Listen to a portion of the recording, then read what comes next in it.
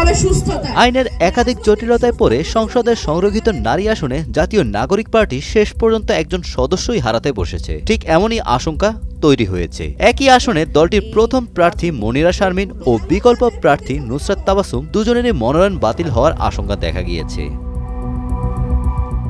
সংরক্ষিত নারী আসনে মনোনয়ন জমা দেন এনসিপির যুগ্ম আহ্বায়ক মনিরা শারমিন। তবে গণপ্রতিনিধিত্ব আদেশ বা আরপিও অনুযায়ী তার প্রার্থিতা নিয়ে প্রশ্ন উঠেছে। ফলে বিকল্প হিসেবে জাতীয় নারী শক্তির মুখ্য সংগঠক নুসরাত তাবাসসুমের মনোনয়ন জমা দেয় দলটি, কিন্তু সেখানেও বিপত্তি। নির্ধারিত সময় শেষ হওয়ার ১৯ মিনিট পর তার মনোনয়ন জমা দেওয়া হয়। এতে আইন অনুযায়ী দুজনের প্রার্থিতাই বাতিল হয়ে যেতে পারে।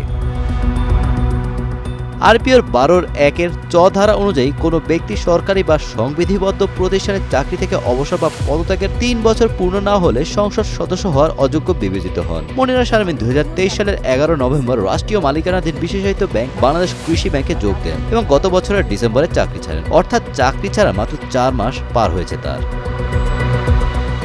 অন্যদিকে বিকল্প প্রার্থী হিসেবে নুসরাত তাবাসসুমের মনোনয়ন জমা দেওয়া হলেও সেটি নির্ধারিত সময় ১৯ মিনিট পর গ্রহণ করা হয়। এ বিষয়ে এনসিপির পক্ষ থেকে সালেউদ্দিন সিফাত সাংবাদিকদের বলেন, আমরা মনোনয়ন জমা দিয়েছি এবং রিসিপ্ট কপি নিয়েছি। সেখানে ১৯ মিনিট বিলম্বে গ্রহণ করার বিষয়টি উল্লেখ রয়েছে। এদিকে সংরক্ষিত নারী আসনের রিটার্নিং কর্মকর্তা মোহাম্মদ মঈনুদ্দিন খান বলেন, যদি নির্ধারিত সময়ের পরে মনোনয়ন জমা হয়ে থাকে তাহলে তা গ্রহণ করার সুযোগ নেই।